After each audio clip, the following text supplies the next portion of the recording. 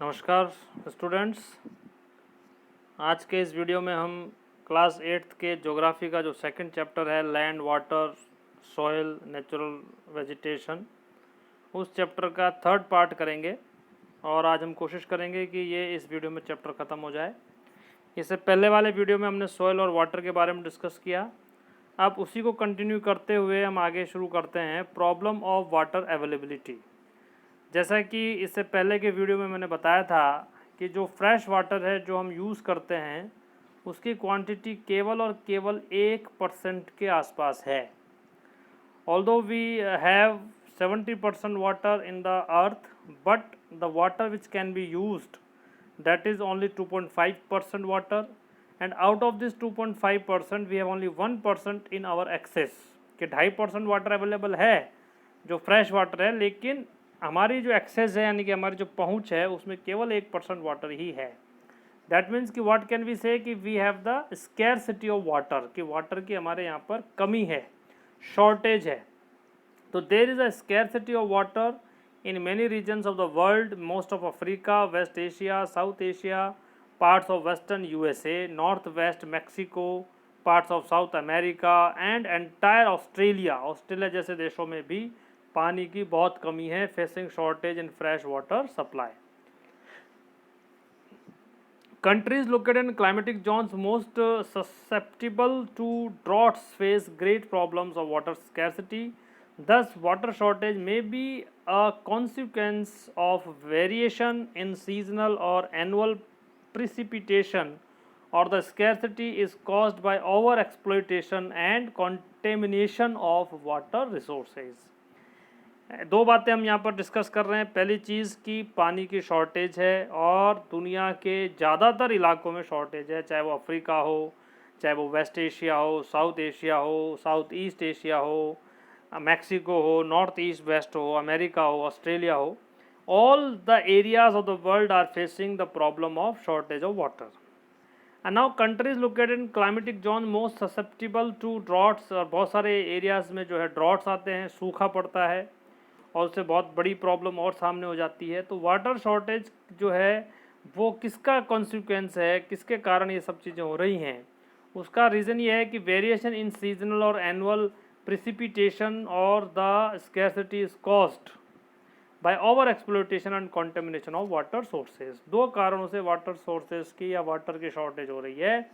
पहली कि जो पानी की बरसात, मतलब जो पानी बरसता है यानी कि जो एनुअल रेन है, हम उसको प्रिसिपिटेशन भी बोलते हैं। जो एनुअल रेनफॉल है वो अलग अलग इलाकों में अलग अलग होती है। कई बार बरसात अच्छी हो जाती है तो पानी की हमारे अवेलेबिलिटी बढ़ जाती है, और मोस्ट ऑफ द टाइम ये होता है कि बरसात ठीक नहीं होती है जिससे कि वाटर की अवेलेबिलिटी कम हो जाती है। दूसरा रीज़न जो है वाटर की शॉर्टेज का वो है over exploitation and contamination of water sources. Over exploitation आप समझ गए होंगे। ओवर एक्सप्लोइटेशन का मतलब कि जो हम वाटर का ज़रूरत से ज़्यादा यूज़ करते हैं, एक्सेस यूज़ करते हैं, ये वाटर का ओवर एक्सप्लोइटेशन है। ठीक है। दूसरा कंटेमिनेशन, मतलब जो वाटर के सोर्सेज है, चाहे वो नदी हो, चाहे वो झरने हो, चाहे वो झील हों, इनको हम क्या कर रहे हैं, कॉन्टेमिनेट कर रहे हैं। कॉन्टेमिनेट का मतलब हो गया कि इनको हम गंदा करते हैं। कई तरह के इसमें जो डर्टी पार्टिकल्स हैं या वेस्ट प्रोडक्ट्स हैं वो हम इनके अंदर मिक्स कर देते हैं। चाहे वो नदियों का पानी हो, गंगा यमुना का हाल हमारे देश में देखते हैं कि बहुत कॉन्टेमिनेट हो गया, वाटर दूषित हो गया, ख़राब हो गया। तो उसकी वजह से भी हमारे को, क्योंकि जो फ्रेश वाटर है हमने उसको कॉन्टेमिनेट कर दिया, तो वाटर की क्या हो गई, शॉर्टेज हो गई। जो एक बड़ा सोर्स है, मान लीजिए कि एक नदी का पानी है और नदी के पानी को हमने कॉन्टेमिनेट कर दिया, उसको ख़राब कर दिया, तो वो जो वाटर का रिसोर्स था वो तो हमारे लिए ख़राब हो गया। इस तरीके से क्या हो रहा है, धीरे धीरे वाटर की शॉर्टेज हो रही है। नेक्स्ट है अगला टॉपिक हमारा कंजर्वेशन ऑफ वाटर रिसोर्सेज। अब ये बात तय है कि क्योंकि हमारे यहाँ पर वाटर की शॉर्टेज है तो हमें वाटर रिसोर्सेज को क्या करना है, कंजर्व करना है। कैसे कंजर्व कर सकते हैं कि access to clean and adequate water sources is a major problem facing the world today. ये पूरे वर्ल्ड के सामने एक बहुत बड़ी प्रॉब्लम है कि we are facing the shortage of water. Steps have to be taken to conserve this dwindling resource. dwindling resource का मतलब जो कि धीरे धीरे खत्म हो रहा है। It's over use and pollution make it unfit for use. Discharge of untreated और partially treated sewage, agricultural chemicals and industrial effluents in water bodies are major contaminants. देखिए ये contaminants बताए हैं. contaminants का मतलब कि वो products, वो substance जिनसे कि पानी खराब होता है, पानी गंदा होता है. कौन कौन से हैं? डिस्चार्ज ऑफ अनट्रीटेड और पार्शली ट्रीटेड सीवेज. सीवेज आप समझते होंगे, जो घरों से हम टॉयलेट यूज़ करते हैं, उसमें से घरों से जो पानी निकलता है उसको सीवेज के मीडियम से कहीं दूर ले जाते हैं, और वो पानी अनट्रीट किए हुए, मतलब बिना उसका ट्रीटमेंट किए हुए, उसको साफ़ किए हुए अगर हम नदी में छोड़ देते हैं तो जाहिर सी बात है कि वाटर ख़राब हो जाएगा. नदी का हो, चाहे झील का हो, या किसी झरने का हो. एग्रीकल्चरल केमिकल्स हैं, इंडस्ट्रियल एफ्लुएंट्स हैं, जो इंडस्ट्रियल केमिकल्स हैं वो वाटर बॉडीज़ के अंदर मिला दिए जाते हैं, तो ये कॉन्टेमिनेंट्स हैं जो कि पानी को क्या करते हैं? गंदा करते हैं. These are the कॉन्टेमिनेंट्स.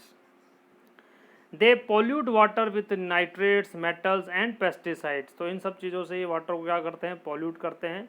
Most of this chemicals are non biodegradable. Non biodegradable का मतलब ये है कि ये अपने आप ख़त्म नहीं होते हैं. देखिए दो तरह की चीज़ें होती है, वेस्टेज होते हैं. एक होता है बायोडिग्रेडेबल, एक होता है नॉन बायोडिग्रेडेबल. बायोडिग्रेडेबल वेस्टेज जैसे कि आप जैसे मान लीजिए केला खाते हैं, और केले का जो छिलका है उसको आप मिट्टी में फेंक देते हैं या किसी ओपन स्पेस में फेंक देते हैं, तो ये जो केले का छिलका है ये बायोडिग्रेडेबल है, यानी कि इसको धीरे धीरे बैक्टीरिया क्या कर देंगे? ख़त्म कर देंगे. लेकिन जो पेस्टिसाइड्स हैं, केमिकल्स हैं, प्लास्टिक्स है और प्लास्टिक की पॉलीथीन्स हैं, ये सब नॉन बायोडिग्रेडेबल वेस्टेज हैं जो ऑटोमेटिकली एनवायरनमेंट में ख़त्म नहीं होते हैं, और ये ह्यूमन बॉडीज़ को and reach human bodies through water. और वाटर के थ्रू अगर हम ये कॉन्टेमिनेंट्स जो है अगर पानी में जाते हैं और वही पानी हम पीते हैं तो ये कॉन्टेमिनेंट्स हमारी बॉडी में भी आ जाते हैं.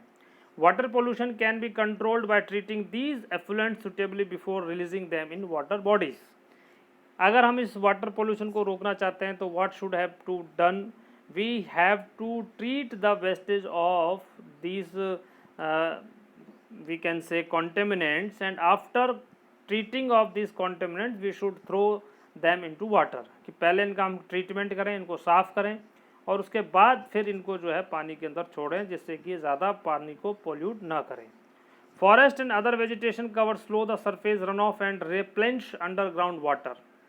जो जितने ज़्यादा जंगल और वेजिटेशन होगी, पेड़ होंगे, उससे क्या होगा कि जो वाटर है अंडरग्राउंड के अंदर, ज़मीन के नीचे जो पानी है वो रिचार्ज होगा, रिप्लेनिश होगा, यानी रिप्लेनिश होगा. दैट मीन्स कि वापस ज़मीन के अंदर पानी आएगा. जो ग्राउंड लेवल है वाटर का वो ऊपर आएगा अगर ज़्यादा से ज़्यादा पेड़ होंगे. Water harvesting is another method to save surface run off. जो दूसरा सरफेस रन ऑफ का मतलब यह है कि जो बरसात का पानी ज़मीन पे गिरता है वो भी क्या हो जाता है? बर्बाद हो जाता है. तो उसको काम में लेने के लिए हम क्या कर सकते हैं? वाटर हार्वेस्टिंग कर सकते हैं. The canals used for irrigating fields should be properly lined to minimize losses by water seepage.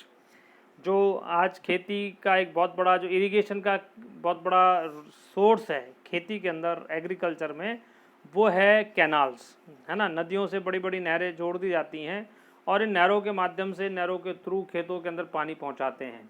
लेकिन ये कैनाल्स के अंदर बहुत सारी जगह क्या होता है? कैनाल टूट जाती हैं, और कैनाल के टूटने से पानी जो होता है वहाँ से लीकेज होता है, सीपेज जिसे हम बोलते हैं. तो ये लीकेज को रोकने के लिए कैनाल्स की जो है टाइम टू टाइम क्या होनी चाहिए? मेंटेनेंस होनी चाहिए. उससे वाटर का हमारा कंजर्वेशन होगा. इसके अलावा इरिगेशन के लिए स्प्रिंकलर्स हमें यूज़ करने चाहिए. Effectively irrigate the area bye checking water losses through seepage and evaporation. तो स्प्रिंकलर्स अगर हम यूज़ करते हैं, जो पानी को ऐसे आप जानते हैं घुमा घुमा करके फव्वारे टाइप की जो खेती होती है, उसका हम पानी को उससे हम खेतों में सिंचाई करते हैं, इरिगेशन करते हैं, तो उससे पानी का क्या होगा? कंजर्वेशन होगा, पानी को हम प्रोटेक्ट कर सकते हैं. In dry regions with high rates of evaporation, drip और trickle irrigation is very useful. जो बहुत ड्राई एरियाज़ हैं वहाँ पर ड्रिप इरीगेशन होती है, जिसको हम कहते हैं बूंद बूंद सिंचाई, मतलब धीरे धीरे पानी जो है वो पाइप्स के माध्यम से खेतों में लगता है. इससे पानी की बर्बादी नहीं होती. The valuable water resources can therefore be conserved by adopting these means of irrigation. तो जो वाटर है, जो कि प्रीसियस है, जो कि बहुत वैल्यूएबल है, हम कहते हैं कि जल अमूल्य है ना. हम ये भी कहते हैं कि जल ही जीवन है.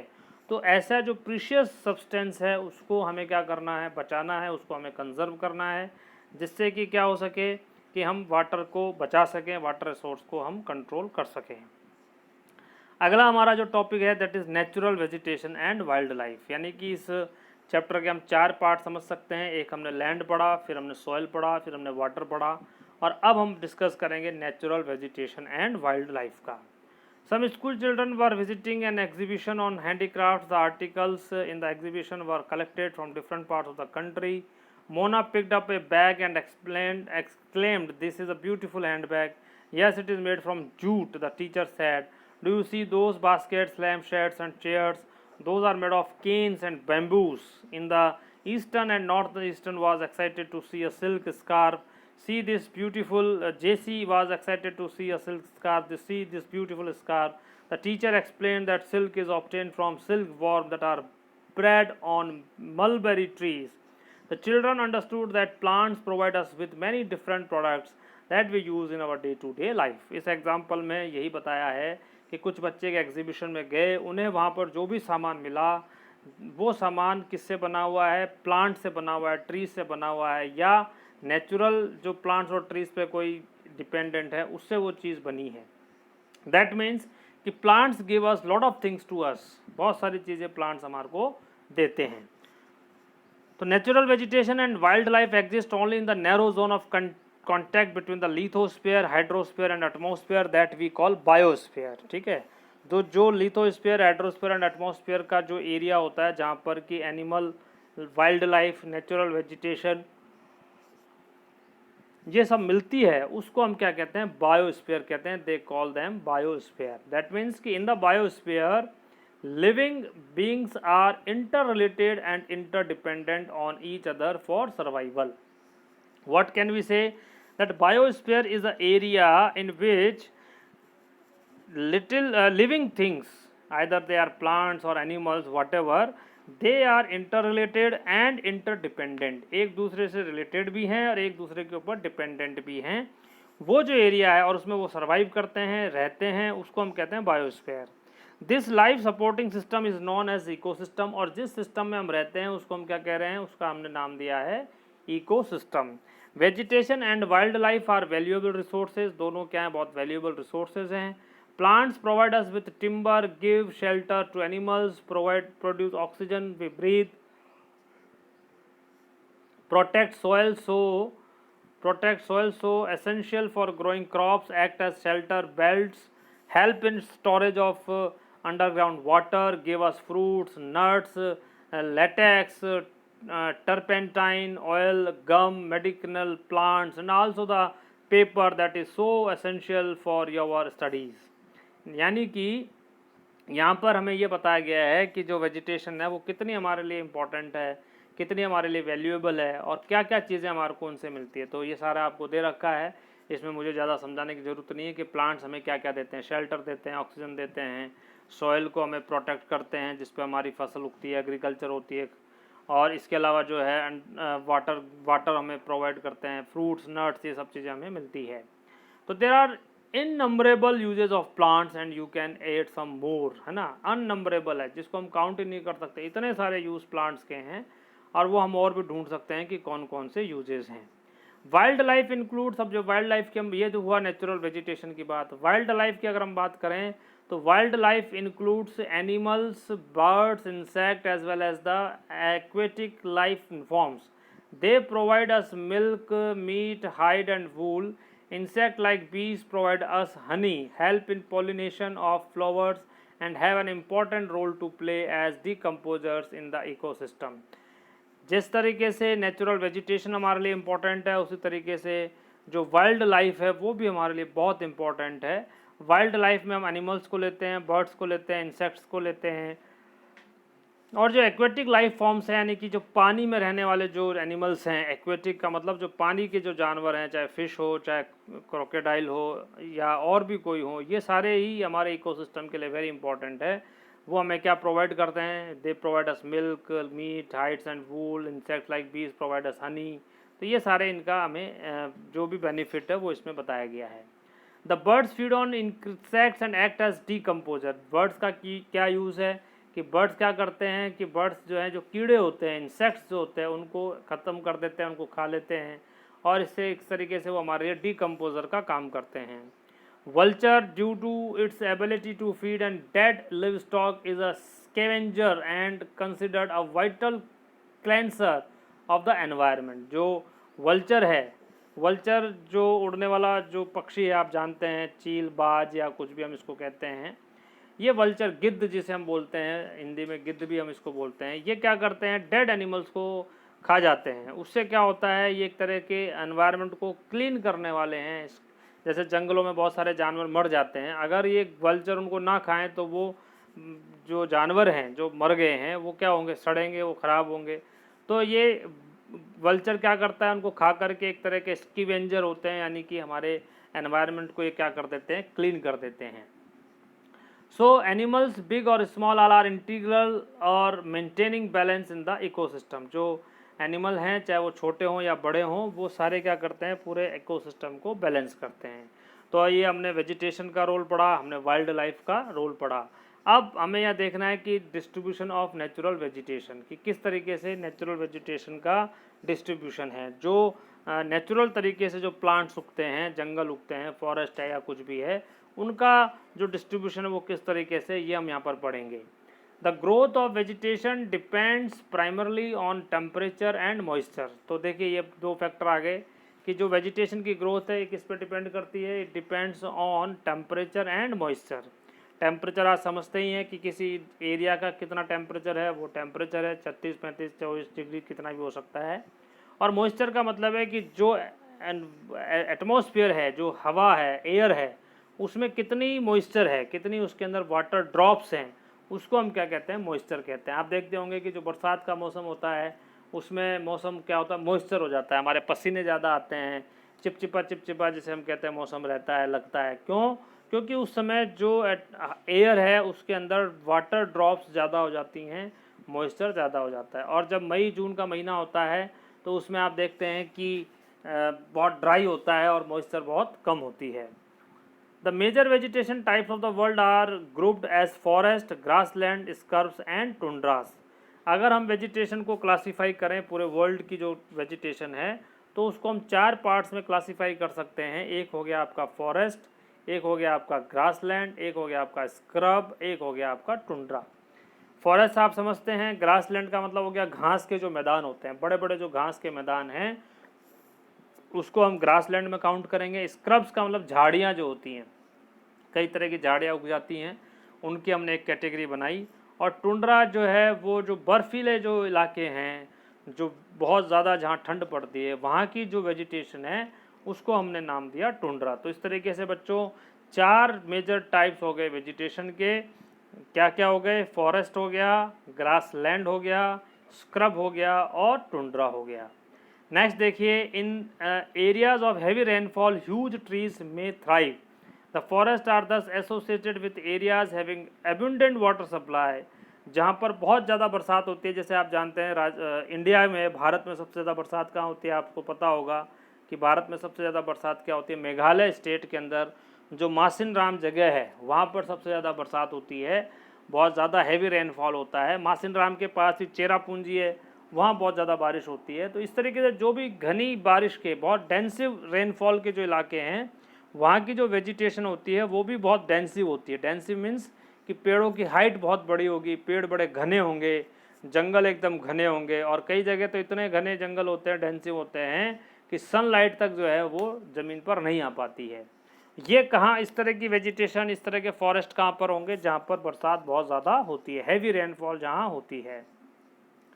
As the amount of moisture decreases, the size of trees and their density reduce। और जैसे जैसे जिन इलाकों में ये मॉइस्चर की साइज़ कम होती जाती है, यानी कि बारिश कम होती जाती है, वहाँ पर ट्रीज़ की साइज़ भी कम हो जाती है और उनकी जो वेजिटेशन है या फॉरेस्ट है, फॉरेस्ट की डेंसिटी भी कम हो जाती है। Short stunted trees and grasses grow in the regions of the moderate rainfall, forming the grassland of the world. और जहाँ पर बारिश कम होती है वहाँ के ट्रीज़ की जो हाइट है वो थोड़ी कम होती है और वहाँ ग्रास उग जाती है बहुत ज़्यादा, जो कि ग्रास लैंड बनाते हैं वर्ल्ड के। Thorny शब्स and scrubs grow in dry areas of low rainfall, और जहाँ बहुत कम बरसात होती है वहाँ पर झाड़ियाँ, है ना, बुशेस, स्क्रब्स, इस तरह के जो प्लांट्स है वो ग्रो होते हैं, वो उगते हैं। इन सर्च areas plants have deep roots, इस तरह के जो ड्राई एरियाज है, जैसे राजस्थान की हम बात करें, रेगिस्तान के अंदर या राजस्थान में, सच एरियाज में प्लांट्स है क्या होते हैं, उनकी रूट्स बहुत डीप होती है। And leaves with thorny and vaccine surface reduce loss of moisture through transpiration. जो ड्राई एरियाज़ के जो प्लांट्स होंगे बच्चों, जो ड्राई एरियाज़ में जो ट्रीज़ होते हैं, उनकी जो रूट्स है बहुत डीप होती है, बहुत गहरी होती हैं। गहरी क्यों होती है? क्योंकि ड्राई एरिया में पानी की, डेजर्ट्स के अंदर पानी की आप जानते हैं कमी होती है।